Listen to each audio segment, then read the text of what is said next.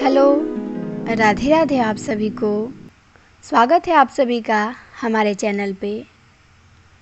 तो आज हम देखेंगे यूपी टीजीटी और पीजीटी का हिंदी का सिलेबस देखेंगे और कौन कौन सी किताबें आवश्यक हैं पढ़ने के लिए आपको ज़रूरी हैं और देखेंगे। ठीक, तो ये नए लोगों के लिए भी है और पुराने लोगों के लिए भी वीडियो है। बहुत लोगों को डाउट होता है, परेशान होते रहते हैं कि क्या पढ़ें, कहाँ से पढ़ें, कैसे पढ़ें, क्या सिलेबस है हमारा, क्या प्रश्न पूछता है। तो बहुत लोगों को तो यही क्लियर नहीं है अभी।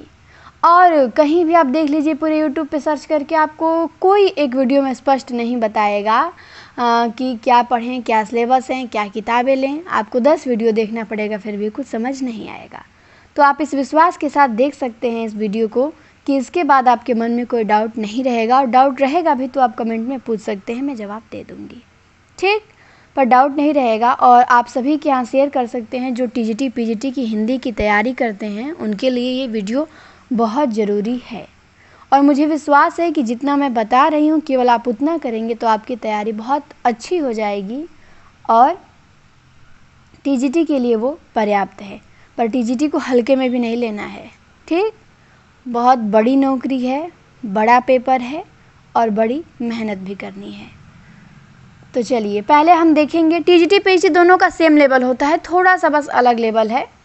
पीजीटी में इंटरव्यू है, टीजीटी में इंटरव्यू नहीं है। टीजीटी में केवल एग्ज़ाम दीजिए, सिलेक्शन। सोचिए कितना अच्छा है, केवल एक पेपर, टीजीटी का केवल एक पेपर, आपको उसके बाद नौकरी।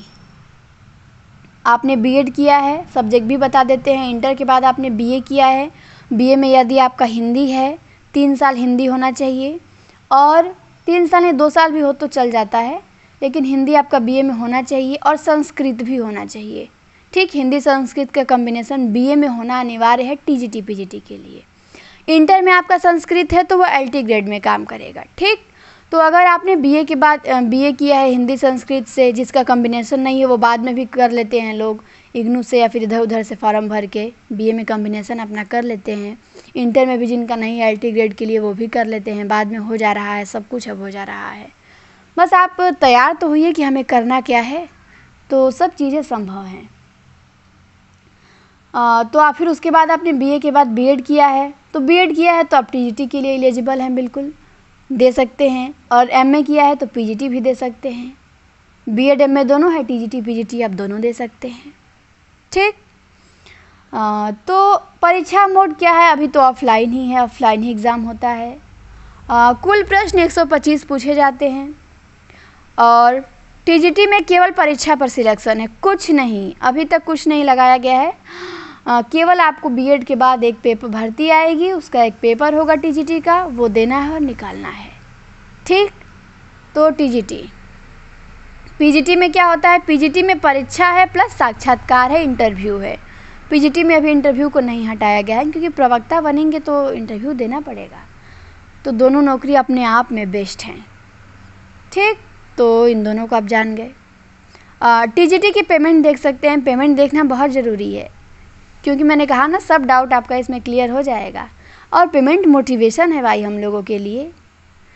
तो टीजीटी की पेमेंट वर्तमान में अभी किसी की ज्वाइनिंग यदि होती है तो वो 75,000 से ज्वाइनिंग करेगा। कितने हज़ार से? 75,000 से। और हर साल लगभग 5,000 बढ़ता है।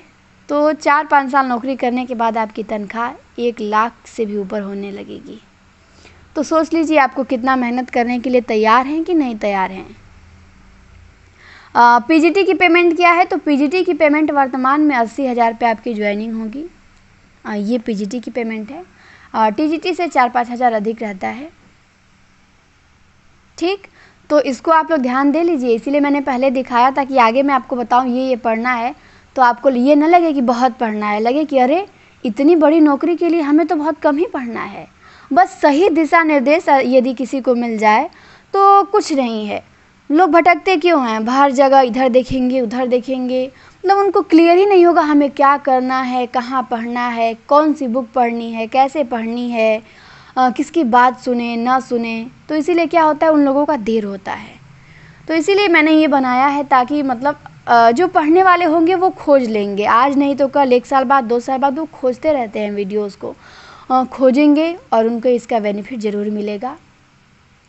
तो सब लोग इसे देख सकते हैं। अब हम देखेंगे सिलेबस। क्या देखेंगे? सिलेबस देखेंगे। इतना जानकारी आप लोगों को मैंने दे दिया। तो सिलेबस में देखेंगे, सबसे पहले आता है हिंदी साहित्य का इतिहास। तो पद्य खंड से आता है आपका 30 से 35 प्रश्न। जैसे आप इतिहास ले लीजिए तो आदिकाल आएगा इसमें। आदिकाल से आपके 4 से 5 प्रश्न आते हैं। आदिकाल का मैं प्रैक्टिस कराई हूँ, यूट्यूब पे 300 प्रश्न कराई हूँ। अगर आपने उसको किया होगा तो बहुत चांस है कि बहुत क्वेश्चन आपको वहाँ से मिलेंगे। फिर है भक्ति काल।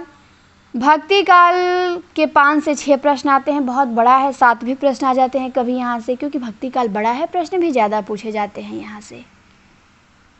भक्ति काल का हम लोग प्रैक्टिस कर ही रहे हैं, और मैं कभी भी ऐसे प्रश्न नहीं कराती हूँ जिनकी संभावना एग्जाम में आने की न हो या जिनका कोई महत्व नहीं हो। मेरा प्रश्न, एक एक प्रश्न का बहुत महत्व रहता है, क्योंकि मैं बहुत उसे छांटती हूँ, देखती हूँ प्रीवियस ईयर के प्रश्न, कैसे प्रश्न बने हैं, क्या पूछा जा रहा है, उसी के पैटर्न पे बनाती हूँ। ये नहीं कि कुछ भी चलो उठाओ किताब और बना दो, लाओ चलो कराया जाए, ऐसा बिल्कुल नहीं है।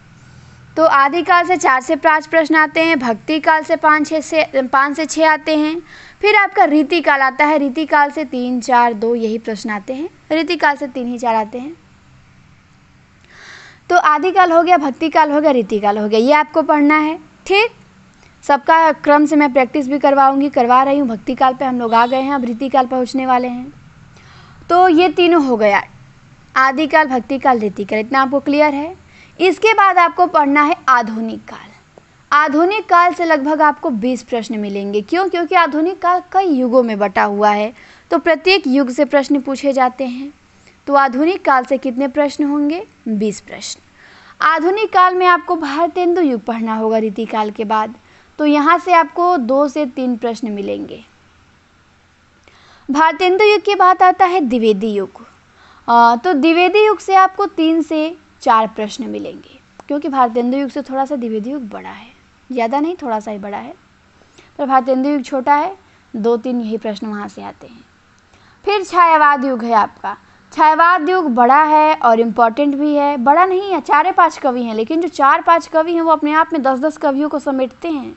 वो कवि बहुत बड़े हैं। और उत्तर छायावाद भी इसी में आता है, तो छायावाद से 4, 5, 6 प्रश्न पूछता ही है।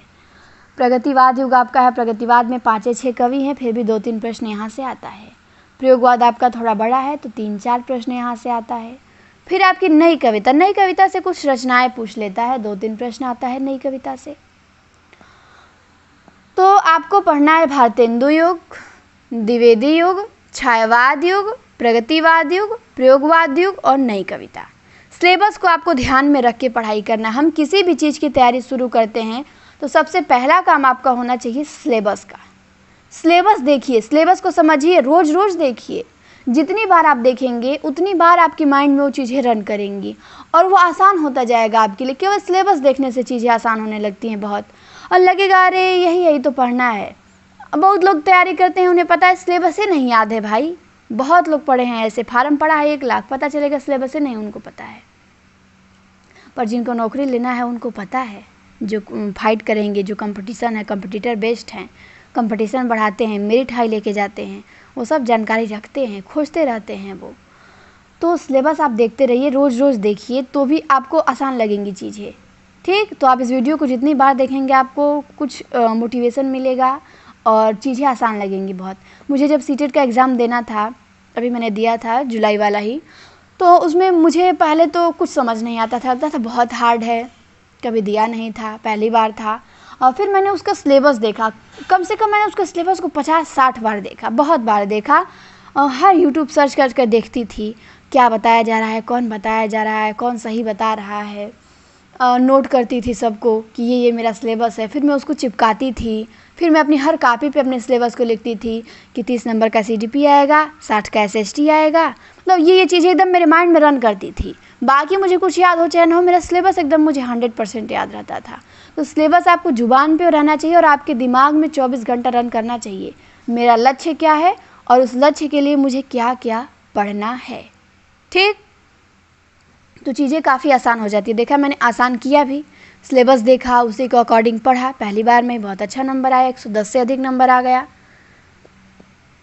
केवल मोबाइल से ही पढ़ा, तो मोबाइल का हम लोग बहुत अच्छे से यूज कर सकते हैं। हमारे पास मोबाइल है तो केवल ये वीडियो, गाना, मूवी देखने के लिए नहीं है, ये पढ़ने के लिए है। आप किसी एक आदमी को पकड़िए, किसी एक चैनल को ढूंढिए, या फिर कोई, ये नहीं कि हम ही, कोई भी जो आपको अच्छा लगे, जहाँ से आपको समझ है, क्योंकि हमारा मकसद है सफल होना। ठीक, सफल होना है, ये मकसद नहीं है कि चैनल चलाना है, कोचिंग चलाना है, ये बिल्कुल मकसद नहीं है।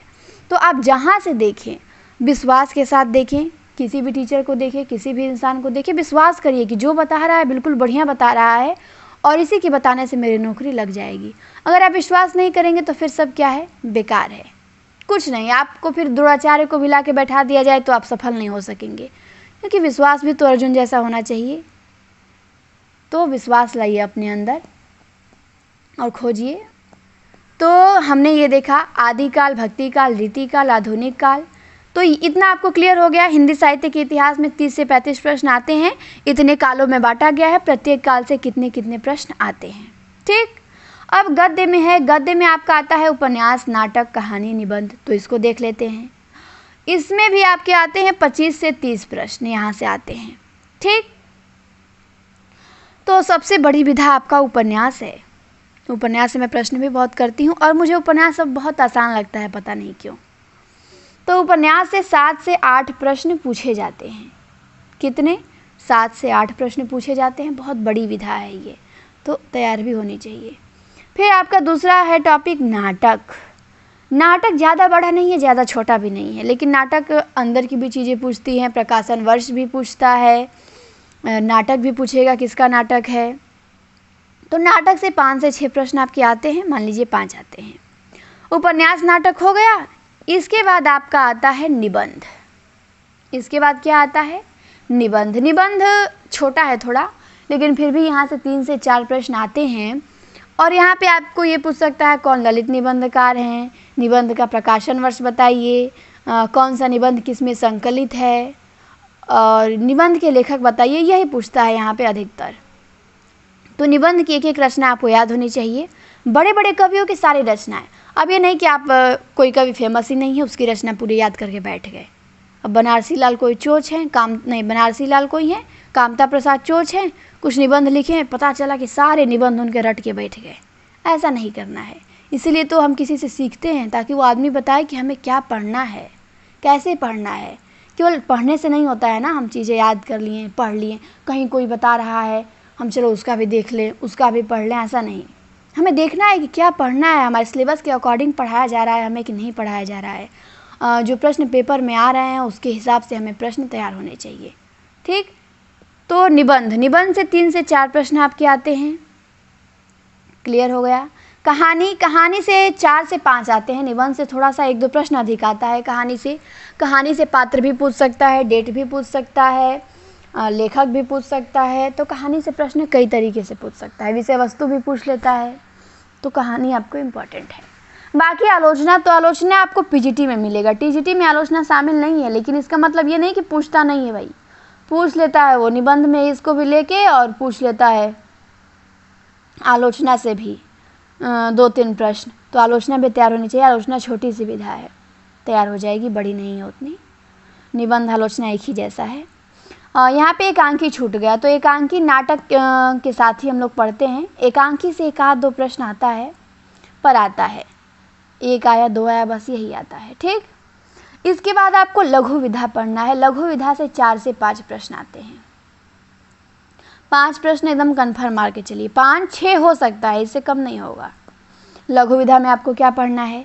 आत्मकथा पढ़ना है, जीवनी पढ़ना है, यात्रा साहित्य पढ़ना है, संस्मरण पढ़ना है, रिपोर्टाज पढ़ना है, डायरी पढ़ना है, साक्षात्कार पढ़ना है, पत्र पत्रिकाएं भी मैंने इसी में लिख दिया है और पुरस्कार भी मैंने इसी में लिख दिया है। सोचा अब इनको कहाँ अलग ले जाऊं। तो सबसे अधिक इम्पॉर्टेंट है आत्मकथा आपकी, यहाँ से प्रश्न बनना ही बनना है। जीवनी से भी बनना ही बनना है, एक एक प्रश्न बनना ही है यहाँ से। यात्रा साहित्य से भी बनना है, संस्मरण से भी बनना है। ये चारों का ऊपर का एकदम कन्फर्म है कि यहाँ से बनेगा। रिपोर्टाज हो गया, डायरी हो गया, साक्षात्कार हो गया। तो यहाँ से संभावना है कि कभी रिपोर्टाज से पूछेगा तो डायरी को छोड़ेगा, और कभी डायरी से पूछेगा तो रिपोर्टाज को छोड़ेगा, फिर कभी साक्षात्कार को छोड़ेगा तो डायरी से पूछेगा। तो यहाँ से किसी में से पूछ सकता है। पत्र पत्रिकाएं, हाँ पत्रिकाएं 1-2 आपसे ज़रूर पूछेगा, और पुरस्कार भी 1-2 मान के चलिए, कभी पूछता भी है कभी नहीं भी पूछता है। तो 1-2 पुरस्कार भी तैयार होना चाहिए। ठीक, पुरस्कार आपका तैयार होना ही चाहिए। वो पूछ सकता है, कभी भी पूछ सकता है, तो ये नहीं कि तैयार नहीं होगा। हालांकि TGT 21 में एक भी प्रश्न पुरस्कार से नहीं पूछा था, लेकिन इसका मतलब ये नहीं कि आगे भी नहीं पूछेगा, वो पूछेगा। तो पुरस्कार आपको बिल्कुल तैयार होना चाहिए। तो आपने गद्य में देखा कि गद्य विधाओं में हमें क्या क्या पढ़ना है, इतना आपको क्लियर हुआ। ठीक, अब इसके बाद मैं आपको दिखाती हूँ एक बार हिंदी व्याकरण। हमारा हिंदी साहित्य का इतिहास पढ़ना है, कंप्लीट हुआ। अब आपको पढ़ना है, अगला हमारा टॉपिक है हिंदी व्याकरण। हिंदी व्याकरण आपको पढ़ना है। व्याकरण में आपको सब कुछ पढ़ना है, कुछ नहीं छोड़ना है। इसीलिए मैंने ये नहीं लिखा कि ये पढ़ना है, कुछ छोड़ना ही नहीं है भाई। व्याकरण में आपको यहाँ से 30 से 35 प्रश्न आते हैं। 30 से 35 प्रश्न, सोच लीजिए, बहुत बड़ा प्रश्न समेट रहा है अपने आप में व्याकरण। हालांकि इतिहास भी समेट, इतिहास तो सबसे अधिक पूछता ही है, लेकिन व्याकरण भी आपका 30 से 35 प्रश्न। तो आपको व्याकरण पे अच्छी कमांड होनी चाहिए। अभी मैं बुकें भी बताऊंगी, किताबें सारी बताऊंगी, प्रामाणिक किताबें बताऊंगी। केवल आप मेरी बातें सुनेंगे, विश्वास करेंगे तो आप बहुत अच्छी तैयारी कर सकते हैं। तो हिंदी व्याकरण में आपको 30 से 35 प्रश्न आने ही आने हैं। सब चीज़ पढ़ना है व्याकरण में, कुछ छोड़ना ही नहीं है, और अच्छे से पढ़ना है। ये नहीं कि ये छोटे मोटे एग्ज़ामों की तरह, वनडे एग्ज़ामों की तरह व्याकरण को पढ़ लिया और इतना बड़ी नौकरी पा गए शिक्षक की। नहीं, ऐसे नहीं होगा। आप हिंदी विषय के शिक्षक बन रहे हैं, मतलब आपको हिंदी में, व्याकरण में अच्छी पकड़ होनी चाहिए। पढ़ाएंगे क्या बच्चों को? अब है काव्य शास्त्र। तो काव्य शास्त्र से भी आता है 8 से 10 प्रश्न। काव्य शास्त्र से क्या आता है? 8 से 10 प्रश्न आता है। काव्य शास्त्र में आपको क्या पढ़ना है? काव्य शास्त्र में आपको आता है रस, छंद पढ़ना है, अलंकार पढ़ना है, शब्द शक्ति पढ़ना है, काव्य गुण पढ़ना है, काव्य दोष पढ़ना है। 2 यहाँ से आ गया, 2 यहाँ से आ गया, 2 यहाँ से आ गया, 1 यहाँ से, 1 यहाँ से, 1 यहाँ से। ठीक, तो ये प्रश्न आपके यहाँ से आने ही हैं। तो काव्य शास्त्र भी आपका तैयार होना चाहिए। घबराना नहीं है, बहुत बड़ा है, कुछ बड़ा नहीं है भाई। एक साल क्या 6 महीना अगर कोई आदमी मन से पढ़ दे, सही दिशा निर्देशों में पढ़ दे, बहुत बढ़िया तैयारी कर सकता है। ठीक, बस तत्पर होना चाहिए। अब इतनी बड़ी नौकरी इतनी आसानी से तो मिल नहीं जाएगी, गाइड या किताबें पढ़ के थोड़ी बहुत। तो 5वां नंबर पे आपका आता है भाषा विज्ञान। भाषा विज्ञान से 5 प्रश्न पूछे जाते हैं। यहाँ की बोली कौन सी है, किस संविधान संशोधन में कौन सी भाषा जोड़ी गई, कौन सी भाषा 8वीं अनुसूची में शामिल है, नहीं है, कैसे भाषा का विकास हुआ, पाली की, प्राकृत की, अपभ्रंश की समय सीमा क्या है। तो ये सब भाषा विज्ञान से पूछता है। जब आप भाषा विज्ञान पढ़ेंगे तो आपको समझ आ जाएगा। ठीक, धीरे धीरे मैं सारी चीज़ें पढ़ाऊँगी अपने चैनल पे, इस पे सारी चीज़ें पढ़ाऊँगी, एक एक चीज़ बिल्कुल, ताकि कोई TGT का सर्च करे तो किसी के पास ये बहाना ना रहे कि हमें मिला नहीं, हमें बताया नहीं गया, हमें चीज़ें मिल नहीं पाई। कोई भी आदमी पढ़ सके, तो हर चीज़ें पूरी उपलब्ध की जाएंगी कि आदमी पढ़ के एकदम बढ़िया तैयारी कर सके अपना। तो भाषा विज्ञान से 5 प्रश्न आपको मिलते हैं। अब आता है आपका संस्कृत साहित्य। यहाँ से भी आपको 5 प्रश्न मिलेंगे। कालिदास, भास, भवभूति, श्रीहर्ष, इन्हीं को पढ़ना है। राजशेखर, बाणभट्ट, तो इनकी रचनाएं पूछती हैं, तो इनको पढ़ना है। इनमें सर्ग पूछता है, बृहत्रयी, लघुत्रयी में कौन कौन सी रचनाएं शामिल हैं। तो हमें डीप संस्कृत साहित्य नहीं पढ़ना है संस्कृत वाले बच्चों की तरह, नहीं। अब भाई संस्कृत हिंदी की जननी है, तो संस्कृत हमें जानकारी होना चाहिए। अब हमारी माता होगी संस्कृत न हिंदी की, तो अब हम पढ़ाएंगे बच्चों को हिंदी, तो हमें आधार पता होना चाहिए। इसीलिए हल्का फुल्का संस्कृत पूछ लेता है, तो हमें उतना नॉलेज होना चाहिए। फिर 5 प्रश्न संस्कृत व्याकरण से भी आ जाता है। कभी संधि पूछता है, विभक्ति पूछता है, शब्द रूप पूछता है। तो विभक्ति शब्द रूप आपको याद होने चाहिए बिल्कुल भी, एकदम इसमें कोई लापरवाही नहीं। 5 प्रश्न यहाँ से आने ही आने हैं, और एक एक प्रश्न अपने आप में महत्वपूर्ण है, क्योंकि लक्ष्य आप 125 में 125 करके चलेंगे तो नौकरी मिलेगी। ठीक, 125 में 125 करके चलिए, मेहनत करिए उसी के लिए। भले आपके 90 ही प्रश्न सही हों, कितने भी सही हों, लेकिन टारगेट आपका 125 का होना चाहिए कि वहाँ तक मुझे पहुँचना है। और जब वहाँ तक पहुँचने की कोशिश करेंगे तो फिर सिलेक्शन को कोई रोक नहीं सकता है। ठीक, तो ये हमारा क्या हो गया, पाठ्यक्रम हो गया। अब एक बार मैं सिलेबस को शॉर्ट में थोड़ा बता देती हूँ। वो तो मैंने प्रश्न कर करके बताया, तो आप लोग सोचेंगे कितना बड़ा है। नहीं, बड़ा नहीं है। सिलेबस में हमारे सिर्फ ये 6 पार्ट हैं।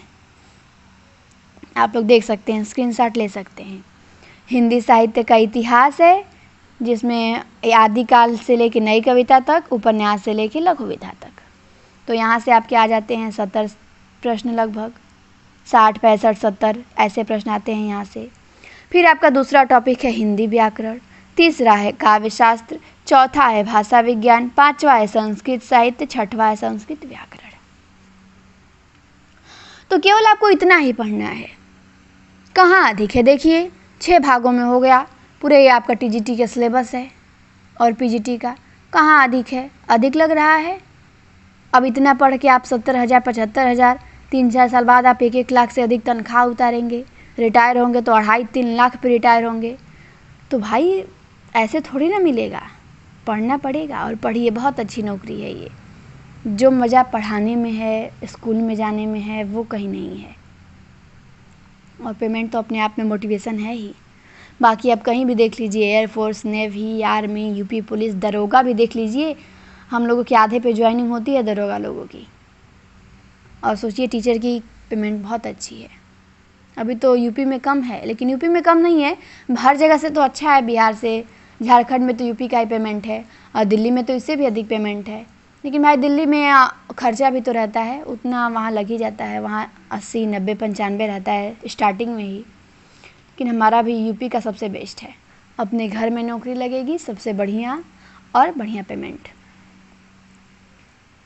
चलिए, तो सिलेबस आप शॉर्ट में देख लिए। अब आप सोच रहे होंगे कि आप, मैंने तो ये बता दिया, अब क्या क्या इन सिलेबस के लिए हम पढ़ें, कौन सी किताबें पढ़ें, कैसे हम क्लास करें, क्या देखें क्या न देखें, ये भी आप सभी के मन में डाउट हो रहा होगा। ठीक, तो ये भी आपका मैं डाउट दूर करती हूँ। बस आप ध्यान से मेरी बातों को सुनते रहिए। अब हम देखेंगे प्रमुख पुस्तकें। फ़िलहाल में आपको इतनी पुस्तकें आपके पास होनी चाहिए, और इतनी पुस्तकें ही पर्याप्त है नौकरी के लिए। ठीक, तो इतना आपके पास होना चाहिए। मैं बता रही हूँ कौन कौन सी किताबें हैं। ठीक, सबका मैं कवर पेज भी दिखाऊंगी। एकदम अच्छे से वीडियो बनाई हूँ, क्योंकि ये सब समस्याएं मुझे स्टार्टिंग में होती थी। तो फिर मेरे पास तो सर थे, हम लोगों को बहुत समझाते थे, गाइड करते थे। तो मैंने सोचा कि आप लोगों को भी बताया जाए, ताकि कोई दिक्कत ना हो। कोई भी कभी भी शुरू कर सकता है। तो सबसे पहले हिंदी साहित्य का इतिहास है रामचंद्र शुक्ल का। रामचंद्र शुक्ल, ये किताब आपके पास होनी चाहिए। ये होनी ही चाहिए। पढ़ना ना पढ़ना की तो बातें छोड़िए, ये होनी चाहिए। आप टीजीटी की तैयारी कर रहे हैं, नेट की तैयारी कर रहे हैं, पीजीटी की तैयारी कर रहे हैं। इस इतिहास को बाबूराम सक्सेना ने कहा है कि हिंदी साहित्य के इतिहास में ये मील का पत्थर है, और सारे प्रश्न बनते हैं इन्हीं किताबों से ही बनते हैं। और कहीं से क्या एग्जामिनर अपने घर से प्रश्न बना के लाता है? जी नहीं। प्रश्न भारी बने चाहे आसान बने, इन किताबों से ही बनते हैं। आप पढ़िए ना, आपको पता चलेगा। हिंदी साहित्य का इतिहास हमारे यूट्यूब पे भी आपको मिल जाएगा, सर ने पढ़ाया है, उससे पूरा भी करेंगे, तो वहाँ से भी आप देख सकते हैं। तो हिंदी साहित्य का इतिहास रामचंद्र शुक्ल जी का ये हो गया। फिर है हिंदी साहित्य का दूसरा इतिहास बच्चन सिंह का। इसकी क्लासेस मैंने 56 वीडियो में पूरा इतिहास, दूसरा इतिहास को बच्चन सिंह का पढ़ दिया है। तो ये भी किताब आपके पास होनी चाहिए। किताब नहीं है तो आप वीडियो देख सकते हैं मेरा, और किताब ले लीजिए। ठीक, किताब ले लीजिए। थोड़ा सा खर्च करना पड़ता है। अरे जितना खर्च करेंगे, थोड़ा बहुत खर्च करेंगे, केवल किताबों के लिए ही तो करना है। और आपकी 1 महीना की तनख्वाह आएगी, पता नहीं कितनी 1000 किताबें उसमें आ जाएंगी। तो खर्च करना पड़ता है। पढ़ाई के लिए करिए, पढ़ाई के लिए कंजूसी नहीं करना है। खाने में पहनने में हो जाए, थोड़ा सा फैशन में कमी हो जाए, चल जाएगा। पढ़ाई के लिए लापरवाही मत करिए। तो हिंदी साहित्य का इतिहास रामचंद्र शुक्ल का आपको लेना है, मैंने कवर दिखा दिया। फिर आपको हिंदी साहित्य का दूसरा इतिहास आपको लेना है बच्चन सिंह का। ठीक, देख लिया आपने। अब आते हैं अगली पुस्तक पे। अगला आपको लेना है 2 ठो किताब। आधुनिक हिंदी साहित्य का इतिहास है बच्चन सिंह का। इसी दूसरा इतिहास में वो आधुनिक काल ज़्यादा नहीं लिखे हैं, आधुनिक काल वो इसमें बहुत बढ़िया लिखे हैं। इसको मैं पढ़ने वाली हूँ, शुरू करने वाली हूँ, आज से ही शुरू होगा ये भी, तो मैं पढ़ने वाली हूँ। आप लोग इसको पढ़ सकते हैं मेरे साथ और किताब भी ले लीजिएगा। फिर है हिंदी साहित्य और संवेदना का विकास, राम स्वरूप चतुर्वेदी का, इस पे व्यास सम्मान मिला है। ये भी बहुत महत्वपूर्ण है किताब, लेकिन इसकी भाषा थोड़ी सी कठिन है। लेकिन कठिन है तो क्या, हम सब शिक्षक बनेंगे, पढ़ लेंगे इसे, तो ये भी होनी चाहिए सब आपके पास। फिर आते हैं अगली किताब। तो ये आपके इतिहास ग्रंथ केवल इतने ही लेने हैं। ठीक, बाकी आप चक्कर में मत पड़िए। इस 4 इतिहास ग्रंथ के अलावा आपको कोई नहीं लेना है। ठीक, ज़्यादा परेशान नहीं होना है, इनका ले ले उनका ले ले, नहीं, बहुत इतिहास ग्रंथ हैं, लेंगे तो लेते ही रह जाएंगे। विद्वान नहीं बनना है, नौकरी लेना है आपको।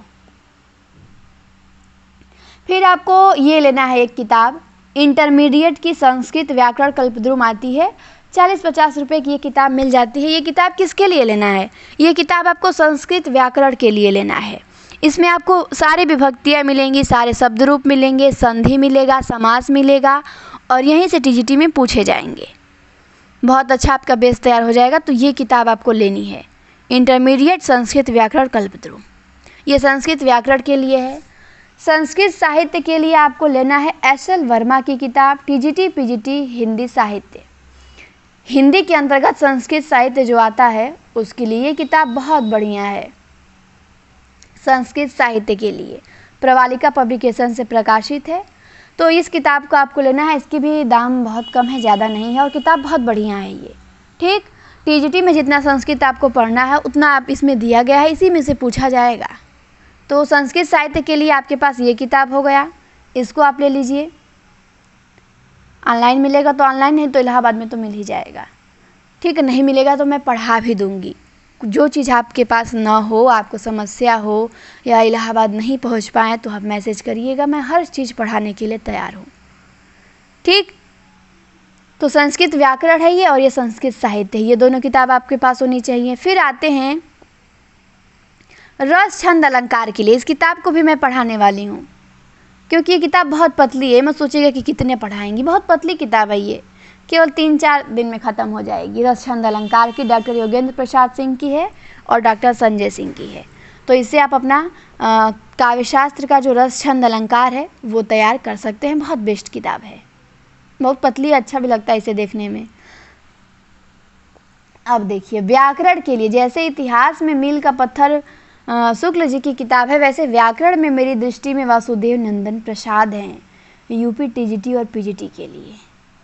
मैंने इनको पढ़ा है, बहुत अच्छी किताब है और यहीं से प्रश्न पूछे जाते हैं। बहुत प्रामाणिक किताब है, तो आयोग प्रश्न बनाता है प्रामाणिक किताबों से ही बनाता है। तो आधुनिक हिंदी व्याकरण और रचना वासुदेव नंदन प्रसाद की आप ले सकते हैं, ले सकते नहीं है, लेना है आपको। ठीक, नौकरी पाना है तो लेना है।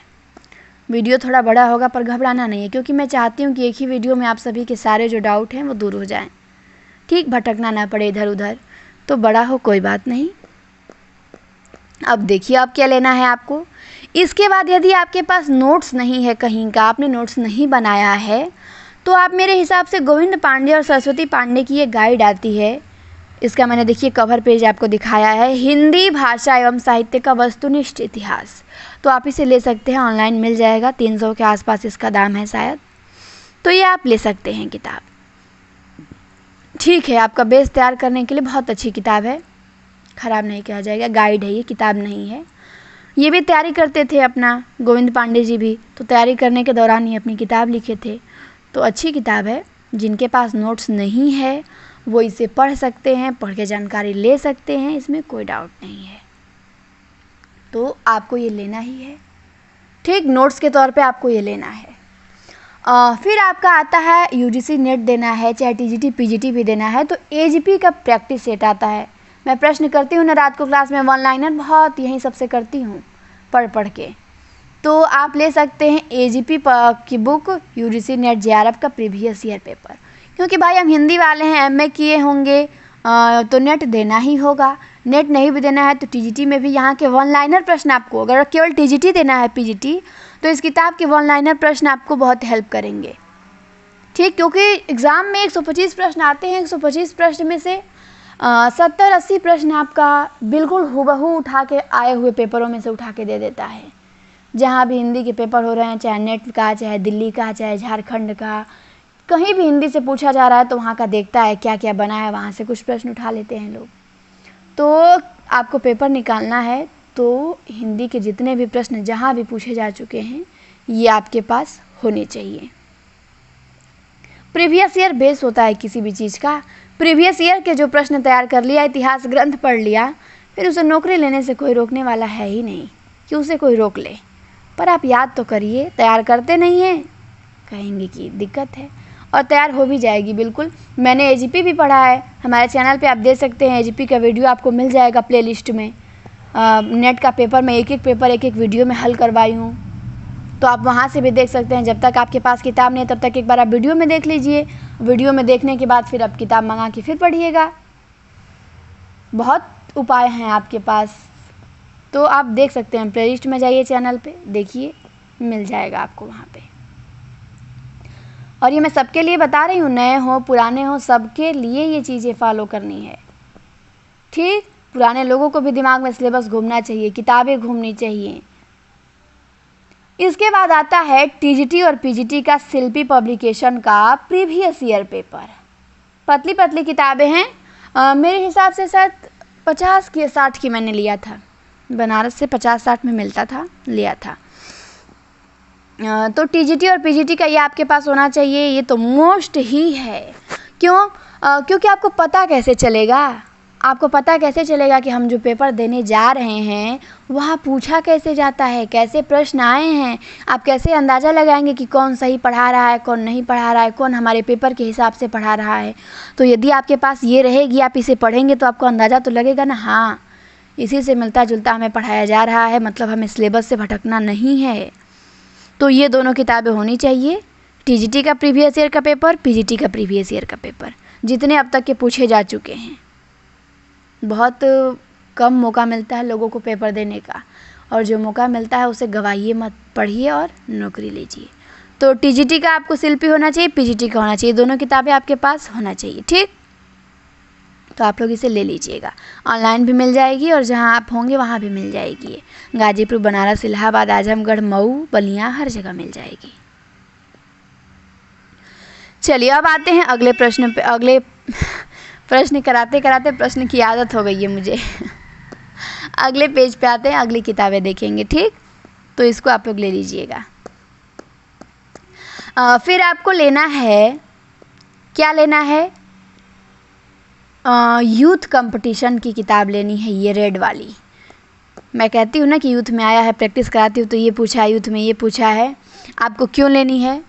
इसलिए लेनी है क्योंकि उत्तर प्रदेश टीजीटी का पेपर इसमें है, पीजीटी का है, उत्तराखंड का है, मध्य प्रदेश का पेपर है, छत्तीसगढ़, बिहार, झारखंड, राजस्थान, हरियाणा, हिमाचल, सभी की शिक्षक भर्ती परीक्षाओं के लिए ये उपयोगी है। और वहाँ जो जो पेपर हुआ है बिल्कुल प्रमाणित आंसर की के साथ यहाँ पे रखा गया है। तो अब ये मत सोचिएगा कि यहाँ पे तो टीजीटी पीजीटी का भी मिल जाएगा तो हम शिल्पी क्यों लें।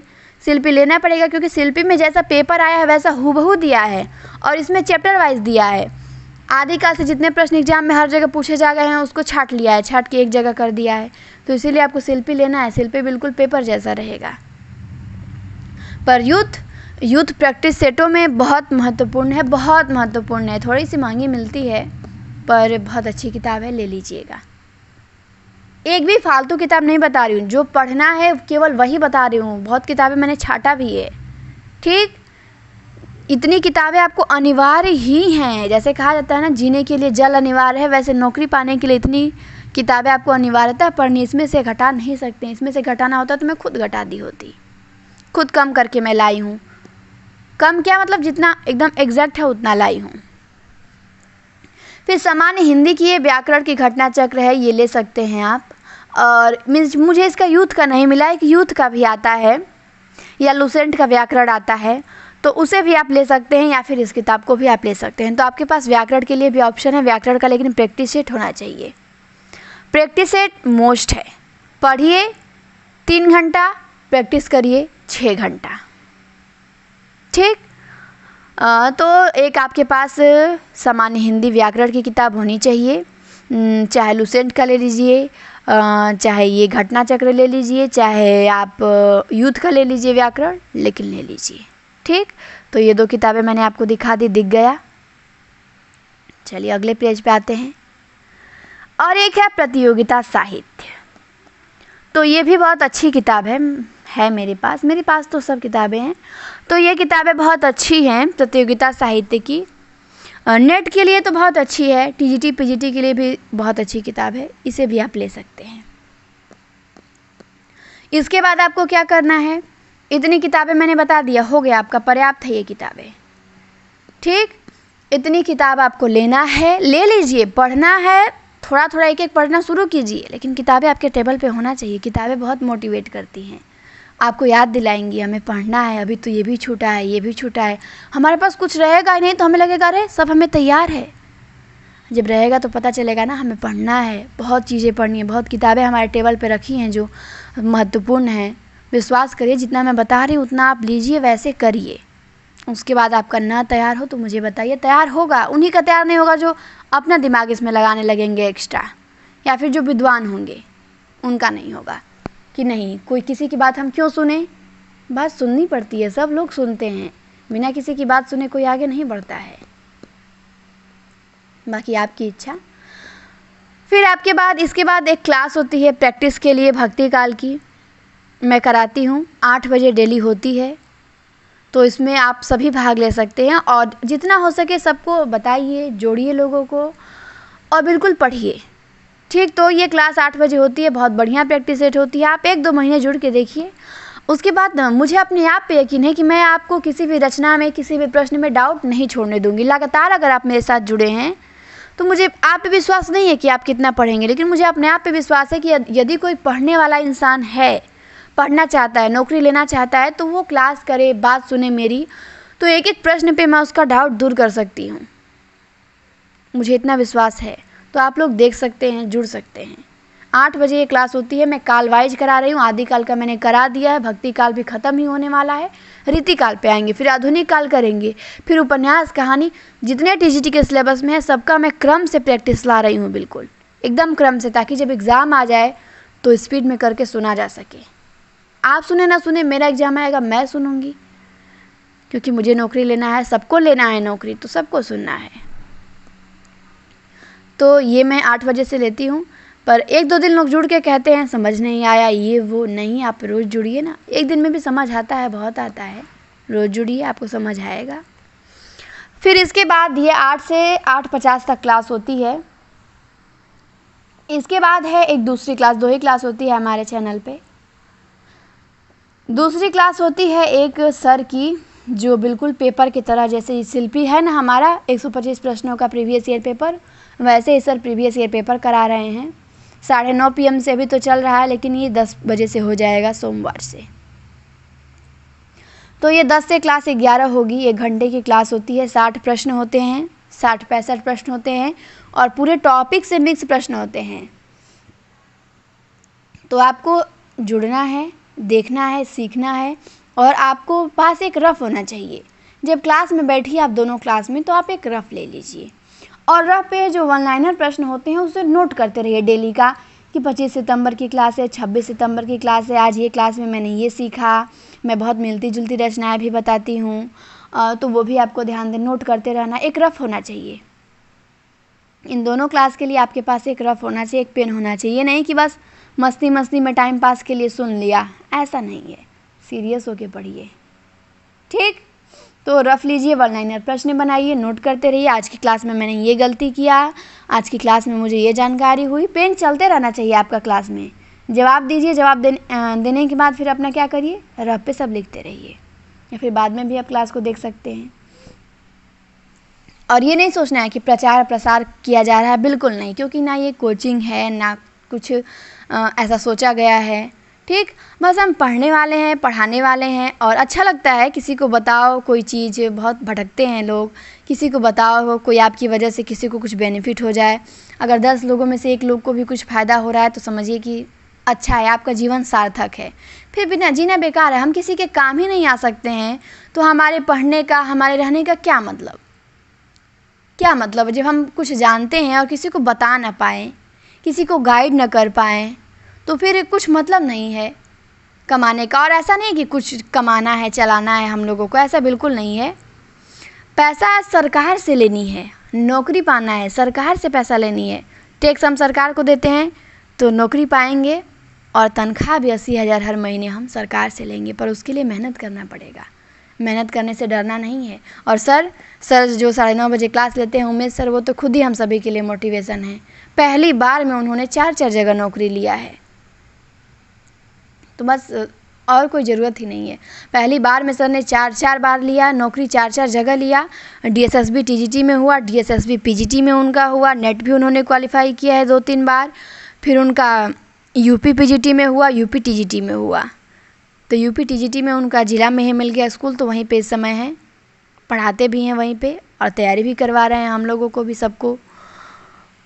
तो सर ही मोटिवेशन है, उदाहरण भी हैं कि पहली बार में नौकरी लिया जा सकता है। सर हमेशा कहते हैं कि आप प्रैक्टिस पे बल दीजिए और सर ये भी सिखाते हैं कि विश्वास करना सीखिए। आपको किसी ना किसी पे विश्वास करना ही पड़ेगा। आप कहीं पढ़िए, लेकिन ये भी नहीं कि 50 जगह पढ़ ही रहे हैं, चलो जो पढ़ा रहा है सबके यहाँ चलो दौड़ते चलें, इनका क्लास देखिए उनका क्लास देखिए। नहीं, आपको जो अच्छा लगे, देखिए पढ़ाते सब अच्छा है टीचर, बस आप देखिए कौन मेरे सिलेबस के अकॉर्डिंग पढ़ा रहा है, कहाँ आपको मन लग रहा है, किसकी लैंग्वेज आपको समझ में आ रही है, तो वहाँ आपको पढ़ना है। ये नहीं कि सबके यहाँ एकदम दिन भर तक तो आप प्रैक्टिस करते रह जाएंगे। नहीं, जहाँ करिए विश्वास के साथ पढ़िए, 1 ही 2 जगह पढ़िए।